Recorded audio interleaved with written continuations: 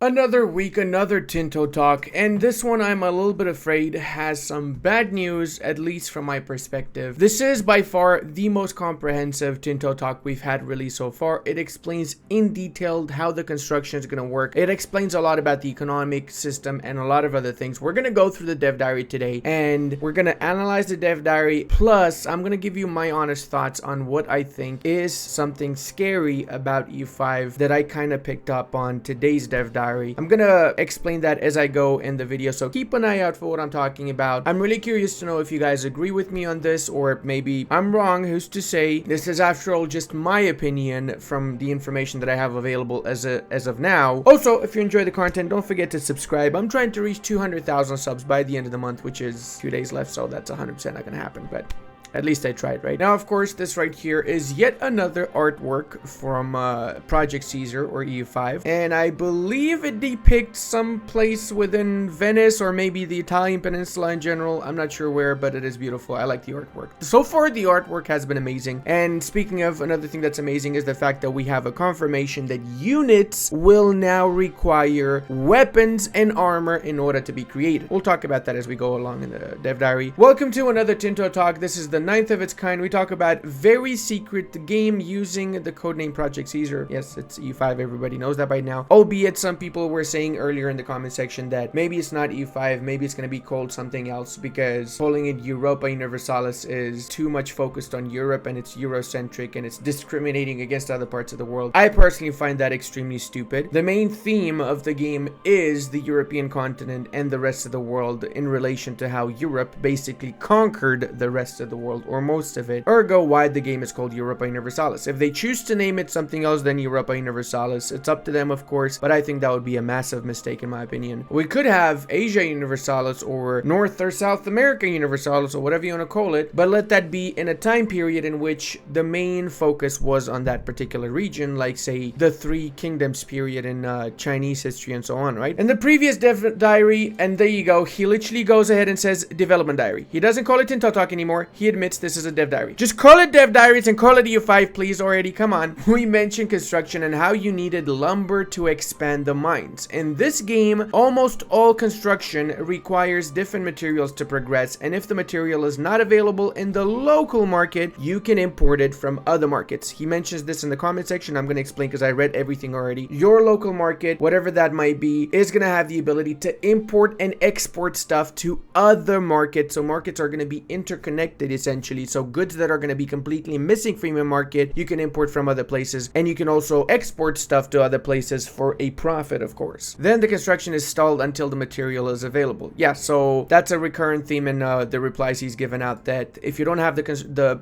building materials needed to construct something, the construction is going to be on hold. So some buildings are going to require more than one construction good to be constructed. This includes things like road buildings, shipbuilding, recruiting regiments, building buildings, or expanding RGOs. So what does that mean? It means confirmation that we have a road network, which we already kind of hinted at from one of the previous dev diaries with the image of Sweden. We have shipbuilding, so we have confirmation that ships are actual units on the map itself, and he mentions later down building a light ship in the Age of Renaissance, which is the second age apparently, requires naval supplies, lumber, weaponry, copper, tin, metalworks, whilst moving your capital requires paper, books, stone, lumber, marble, and gold. So moving your capital means that you're probably going to need to construct another building, which signifies your capital building, and that particular building is going to require these particular goods, and the light ship requires these other goods. And I'm assuming as you progress in technology, more advanced ships are going to require either different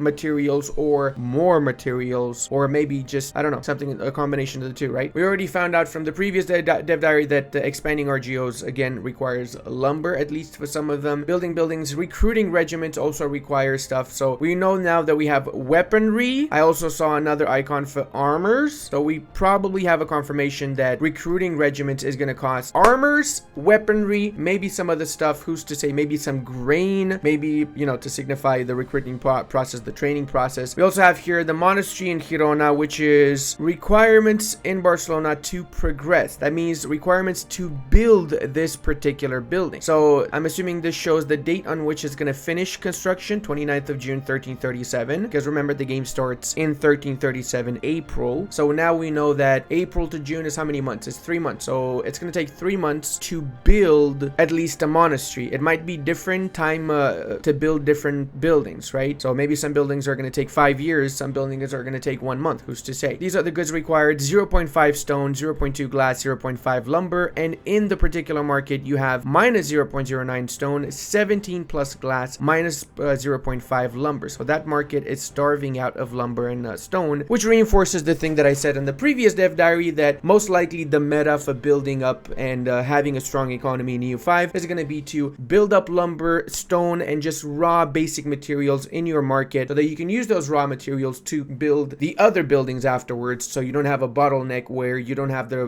raw materials to construct a proper industry, essentially. Buildings are rather important in Project Caesar. Hell yes they are. There are hundreds of different types of buildings. Some can only be built in rural locations, some can be built in a town or a city. So this is the same like Imperator Rome. Remember I showed you guys in the previous dev diary as well that different buildings in different types of locations. This is basically confirmed now by Johan. I was just suspecting this last week. Now we have an actual confirmation of it. So what do you know? Ludi once more is correct about the shit that he talks about in the dev diaries. And I should probably call out some of you scumbags in the comment section that said, no, Ludi's not true, bro. Some can only be built in ports. Some can only be built in other countries. Holy snaps. Some you can only build when there is no owner of a location. Lots of buildings are unique to cultures, regions, religions, or even to specific tags. This here we have to analyze because this is actually massive. Some buildings you can only build in areas that have a port. Obviously it's like harbor, shipwright, or whatever the schnaps, right? Some you can only build in other countries, not your own country. That means you're going to be able to have embassies, okay? We're seeing the re-establishment of the embassy system with EU5. So we're going to have embassies. Maybe we're going to be able to build certain specific production buildings, or maybe buildings in your tributaries, your vassals, something that influences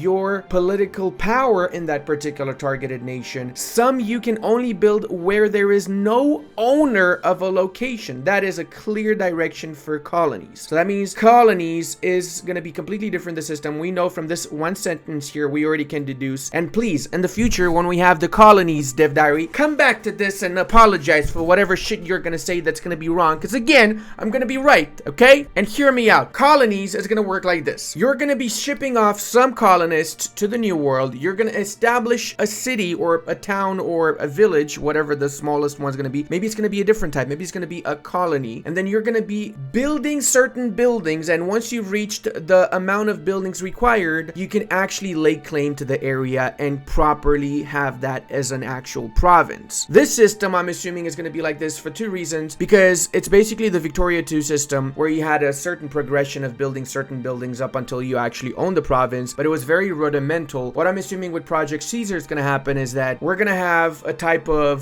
CK3 style when you open up the tourney screen, like an actual village layout, and then you build certain buildings in certain different areas up until you reach a certain population and certain number of buildings, maybe unique buildings like it says here, that allows you to lay claim to the province. Maybe you're going to have a competition. Other nations are going to build their own buildings within locations within the same province, and then maybe you're going to have the province divided between the two of you when the final buildings are built in that particular area. Lots of buildings are unique to cultures, regions, religion, and even to specific tags. This is huge. This is actually huge. That means you're gonna have buildings that only you can have, nobody else can have outside of your culture. So we can have, say, unique Romanian style monasteries, or unique German style castles, unique Hagia Sophia. Obviously the big monuments are gonna be a thing. So we know before Johan answered, there's not gonna be any monuments. And the reason why there's not gonna be any monuments is because of this here, because you already are gonna have unique buildings. So there's no need for monuments when you have probably the ability to build Hagia Sophia if you are the Byzantines, the ability to build Sultan Ahmed's mosque if you are the Ottomans, or whoever the schnaps else, right? So that's basically confirmation right there. Also important, some buildings can only be level 1, so probably like Hagia Sophia and the bigger ones. Some have a fixed cap, and some have a cap that scales with the population or development and so on. So fixed cap is probably going to be for like industrial buildings, manufactories, and so on, and cap that scales with population and development is going to be RGO buildings. So that means your your basic raw material. That means the mines for stone, the mines for EU4 virgins, the mines for copper, and so on, right? Because this makes sense since in Asia, you're going to have massive RGO output because of the massive population you're going to have in China, the massive population you're going to have in India, right? So you obviously need to have the ability to build more mines in those areas which have a massive population compared to your European holdings, which have basically no pops in some areas. Buildings can also be categorized into 3 different categories. Buildings that produce goods, self-explanatory. Buildings that can only give effects, so like this one here, the parish, which gives clergy power and peasants power, which is a debuff, by the way. And buildings that can only be built by estates, like this one, the parish apparently is one of those that is only built by the estates, and it gives power to guess who? The estates. Not only that, but it also consumes stuff. So it consumes glass, paper, cloth, and beer, I assume that is. So we have confirmation for beer as a good in the game, and it doesn't give shit. Like maybe this is a production, 10 candles that it produces. I'm not 100% sure, but the point is that this is a debuff. You want to get rid of this building, and it says here, the purely estate buildings will have a drawback and are not going to be easy to remove. So getting rid of the parish church is going to be a problem. Definitely not something we are very keen on having in here. It does increase demand for some goods though, so maybe that's not such a bad thing. Maybe higher demand for certain goods is going to bring up the price of those goods, because I'm assuming the price is going to be fluctuating based on demand and supply. But the power increase for clergy and peasants, clearly not the best thing. You want the crown to have all the power, am I right? This video, by the way, is totally sponsored by the French monarchy, and I have to give you guys a secret message that only the French people will understand. I'm sorry about non-French speakers, but basically, avec les ronrons, sacre bleu, je m'appelle la baguette, omelette de fromage. Okay, you guys got that? Don't let the other people know what I said, okay? Keep it between us. So what about producing buildings? This is where the truly fun parts of the economy starts. Project Caesar has a large amount of different goods. We currently have 70 different ones that have different needs. Some are needed for the military, some are needed solely by pops, some are needed for buildings, and so on. Holy shit, man. So we have confirmed, as it stands right now, 70 different goods. To put this into perspective, as it stands in the current EU4 game, we have 30 trade goods. Only 30. We have more than double what we have in EU4 in EU5, and we might see more of those added because this is not the final product though. Plus, my personal favorite part is that goods are going to be actually needed and used by the living world of EU5. It's not just going to be, you're going to get flat amount of ducats and that's it. That is not how it works. I have to say, this is probably the most ambitious economic system since Victoria 2, okay? This is better than Victoria 3's economic system. I have to say it. It really is, in my opinion. If it's done right. Because we also are going to have the ability to stockpile. So you're going to be able to stockpile goods, my dude. Oh my god, I'm so hyped to see this game. I genuinely, I probably will play only this for 2 years after it's come out. If it's as good as it seems so far, right? Producing buildings in towns and cities go from guilds. Okay, so producing. Okay, I'm assuming Johan wants to say production. So then I have to rephrase this. So what about production buildings? And production buildings in towns and cities go from guilds and workshops to manufactories and mills at the start of the game. And then these include everything from paper makers, which we're seeing in a couple of seconds, to foundries. A production building outputs one or more types of goods. Okay. Finally, we have buildings that are purely giving an effect. These include granaries that increase how much food you can store, libraries that increase literacy, so we know confirmation we're having libraries and literacy properly implemented, different types of forts, buildings that train manpower, port buildings to help with shipbuilding, and much more. Take note here, he says different types of forts. That means this here we have the castle is one type. And then you can see the castle has different upgrades. So I'm guessing you can have it up to level 3 castle, maybe, I'm assuming. And aside from the castle, there's going to be different types of forts. So that means probably you're going to have some late bastions or so on aside from the castle. So you're going to have bastions and castle. Also, Johan mentions in the comment section afterwards that the way the zone of control is going to work for your fortifications is going to be similar to Imperator Rome and EU4. So that means you build a castle, and then once you've taken that castle, the area area within that province or surrounding the castle that is within the zone of control of the castle automatically gets occupied. So you don't need to occupy every single location in a province. You just need to occupy the castle with the fort in it, but yet the location with the fort in it, and all the adjacent ones will automatically be occupied by themselves, which is the system that we have in Imperator Rome. And Johan confirms, and I'll show you guys in a few moments when we scroll down to the comment section, that that's exactly how the system's going to work in EU5. Now we can see here that we have 1,000 people that are working in the castle to make sure it's maintained. I'm assuming this is the garrison, and this is likely the icon's going to change to some sort of soldier icon eventually. We have the garrison size 500 here. Allow zone of control, yes, and these are the goods required. So this is the maintenance for the castle, right? Aside from the gold cost, because we also have a ducat cost, which is going to be every castle you have, every level of a castle is going to require more and more ducats. Aside from that, we also have the production methods required. So we have stone, 0.05 stone per level of castle, 0.05. Not sure what this is. Either it's armor or some type of metallurgy, but I'm assuming it's going to be armor. This is weaponry, obviously, 0.05, and this is par, maybe something of the sort. And requirement for construction of a castle is 2.0 stone, aside from the ducats, which is going to be a separate amount that's going to be required. Also take note, he says, some claim you can build stockades of wood, but we trust only in stone. So that basically is a confirmation that we're going to have wooden stockades as probably a type of building before you can build your castle. So likely in parts of the world, you're going to have wooden castle or wooden stockades, which was actually very, very common even in the 1300s in a lot of parts of the world. Castles were not available everywhere. Almost all buildings, though, have a production method which impacts how they work. Production methods, courtesy of Victoria 3. All buildings have at least one production method slot with one production method, but many have different methods in each slot, and there are plenty of buildings with multiple production methods, so identical to Victoria 3. A production method is a list of goods that are required for a building to function. There are two categories of production methods, those that produce something and those that do not. As an example, a castle does not produce any good, but it requires stone, metalworks, weaponry, and tar to function. So that was metalwork, my bad. I thought it's armor, it's metalworks. Makes more sense. It's basically an anvil and a hammer, which depicts metal being worked. So it's metalworks.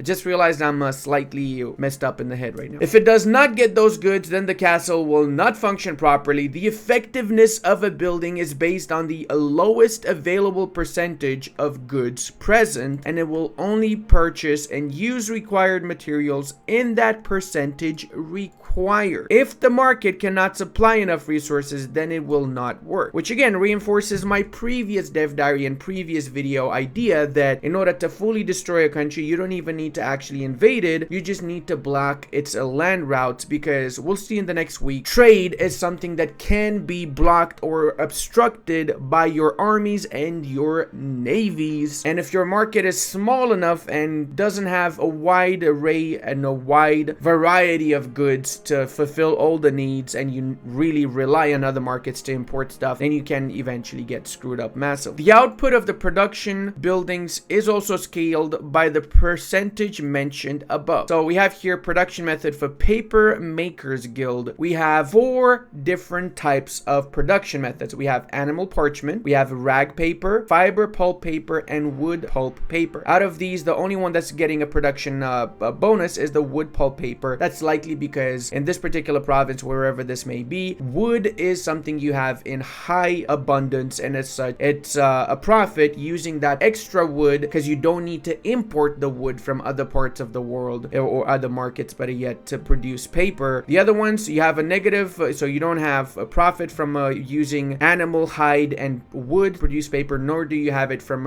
using whatever the hell this is and wood, or whatever the hell this is. I'm guessing some type of aloe or fiber and wood to produce paper. There are a few options here, but only wood seems to be profitable because there's a great supply of lumber in the market, as I just said. And of course, you can automate the production method selection, which will adapt it on a monthly basis based on what resources are available and what would be profitable. The UI also allows for macro decisions regarding production methods. Glad to hear that. Also, this is basically the first confirmation that we're gonna have a macro builder. You hear it here first, boys. Macro builder confirmed.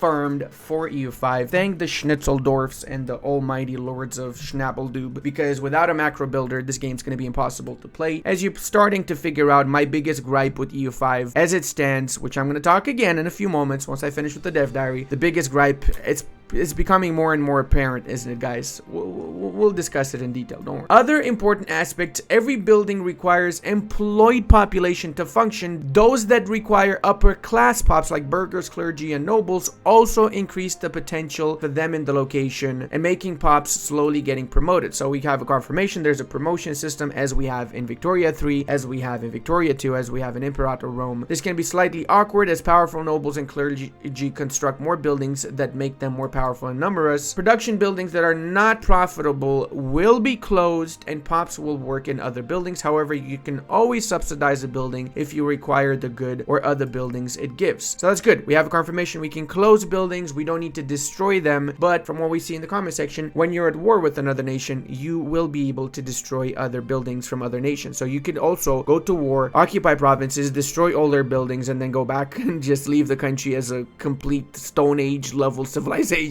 You know, that's going to be interesting. Speaking of profit, the profit of a building is added to the tax base of a location, split amongst the power of the population in the location. You can always close and open a building if you want to manipulate prices, or if you want your pops to work with other things and you don't want to destroy a building permanently. We mentioned last week about different ways to get raw materials. One way to get it besides trade is through a set of rural buildings. These include lumber mills that you can build in any wood or forest location to produce lumber, sheep farms, stone quarries, and many more. So we have here the stone quarry, 1,000 pops employed. It requires metalworks, lumber or timber, and hide in order to produce one stone. Kind of feel like that's a lot of requirements and a lot of inputs just to produce one stone. That's just my opinion, of course. Requirement for construction: you need clay and lumber to upgrade your stone quarry. So again, this is a building that you build to get a certain raw good in your location. Yeah, this requires some input, might be worth it. There are stockpiles of goods, but those are in the market. There's buildings you can build that increase the amount that they can store. So we have confirmation that we have stockpiles, which is a highly requested thing. I wish Vicky 3 had stockpiles for that matter, just like Vicky 2 had. As if you do not have the goods required for a building, unit, or construction, those will not function. So you could stockpile stuff, and if you go to war and you cannot import those certain goods from your other markets because they're blocked and you're blockaded, you can still function normally for a certain amount of time until your stockpiles have run out. That is amazing. I love that. Speaking of markets, that is something we will discuss about more next week as we delve into the trade system. Really hyped for that. That's going to be my favorite dev diary so far for sure. Now we have some answers from Johan in the comment section. Stockpiles confirmed, yes. There's going to be more than just English translation for the game. Zone of control has something common with EU4 and common with Imperator. And then later he also says rules are more similar to Imperator, which is a 2.0 system. So it's exactly how I explained earlier. He also mentions in the Napoleonic age, you can freely ignore zone of control if you have the tech for it. But we have confirmation that the last age is going to be the Napoleonic age, and that you're going to have the ability to ignore zone of control from your fortifications in that age, which is likely going to be something like the age ability that we have in EU4, but whatever it's going to be called in EU5, right? He also mentions that populations are going to require goods. So if you say produce stone, it's going to be required for maintaining your forts, but a certain amount of stone is also going to be required by your population for whatever means, and I'm assuming every single good is going to be required by pops at a specific amount depending on the pop's actual needs and the pop types. He confirms you can trade resources between markets, and as I said earlier, you will be able to destroy buildings but not easily. So there's still going to be a way. It's not a no. Again, confirmation that you can stockpile resources as long as you have a market center. So you need a market center to stockpile resources. We also have here a little snapshot that we got from Johan, which shows location filters. You can filter locations based on control, market access, unemployment percentage, and population, and social class. Apparently we have a little bit of a sneak peek here. Coal exists from the start but has far less uses early, probably just for domestic usage, basically people using coal in their houses and maybe to make iron tools, maybe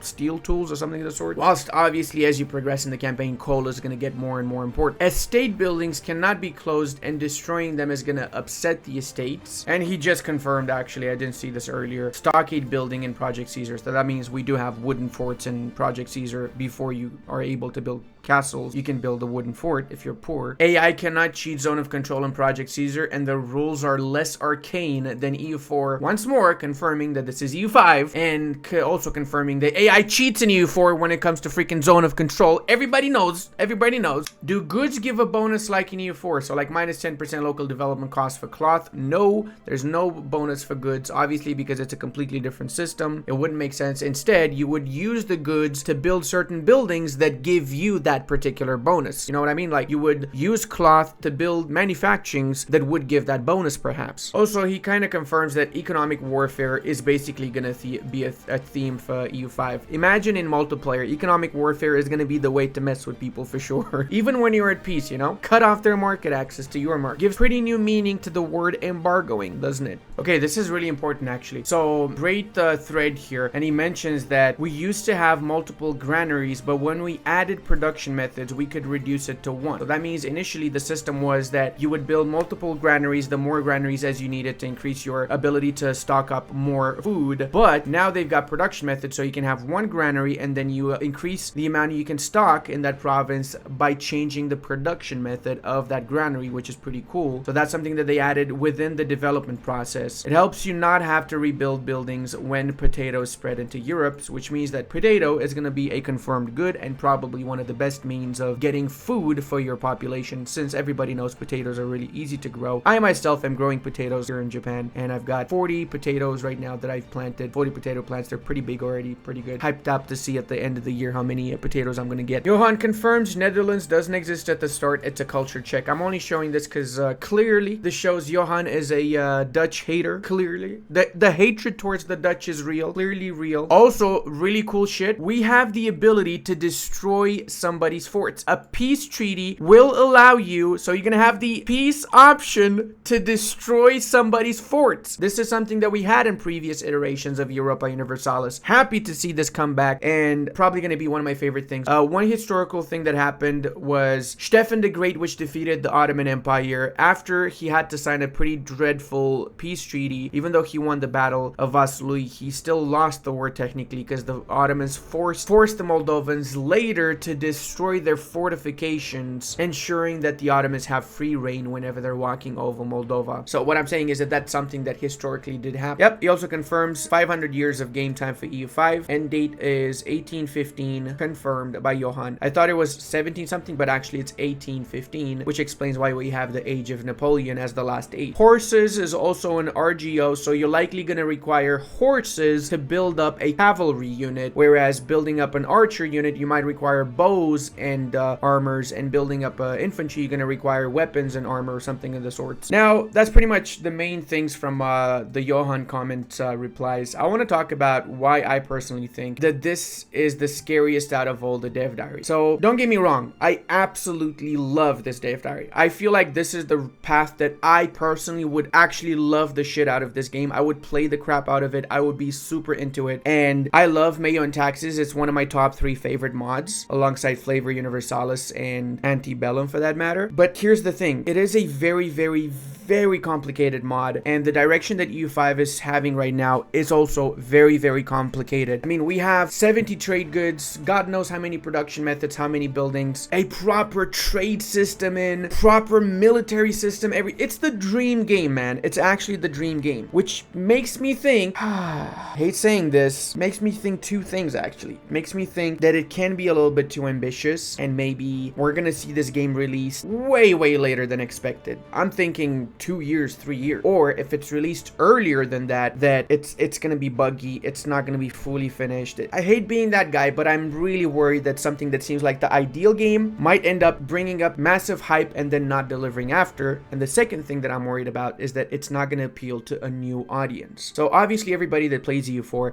everybody that plays especially Mayo and Taxes and all the hardcore EU4 fan base is gonna love this. Like, this is literally everything we ever asked for, all of us, literally everything. But that being said, it's not gonna to appeal to a new player base. It seems like the kind of game that's going to have a niche audience, and the possibility for expansion of a player base is going to be very, very limited due to the fact that it's going to be a little bit more complicated than most strategy gamers are used to. I mean, people that play EU4, this is like another day in paradise, but people that play freaking, I don't know, Total War or Civilization or some dog shit games like that basically require 5 neurons in order to fucking play it, they're not going to see the appeal in this, because they're not going to, you know, it's going to be hard for them to comprehend a game like that, which translates into a slower player base growth, not a dead player base growth. There's still going to be people that love it, but in order to love it, people are going to need to sink in at least 3, 4, 5, 600 hours before they actually fully grasp the systems themselves, which would lead to a lot of people giving up along the way, and which would lead to the game not getting the hype that it deserves, and maybe even we wouldn't see the growth for the game that would allow it a lot of DLCs and so on, right? Maybe I'm just thinking ahead of myself here, and I really hope that I am, and I hope that EU5 is going to have an easy access to its core mechanics from the very beginning, right? So that people get hyped on it and people understand it easily. I don't know how they're going to do it. I don't know the whole game yet. Obviously, I never played the game, so I'm just assuming stuff right now from what I'm reading from the dev diaries. I'm really hopeful for it. I like the direction, but the closer we get to an actual announcement of the game and to an actual release date, maybe, the more worried I am. Honestly, the more worried I am, because I want this to be the perfect game that I'm going to play forever. And I'm worried that maybe I'm hyping it up a little bit too much. I don't know. In any case, I hope you guys enjoyed this video. I had a lot of fun talking about this, and if you did too, don't forget to subscribe. I'm really trying to get to that 200,000 subs. Would appreciate it if you did leave a sub. And until the next time, check out this awesome video. And I want to give a massive thank you to all of my patrons, channel members, and Twitch subscribers. I would not be able to do this without all your support.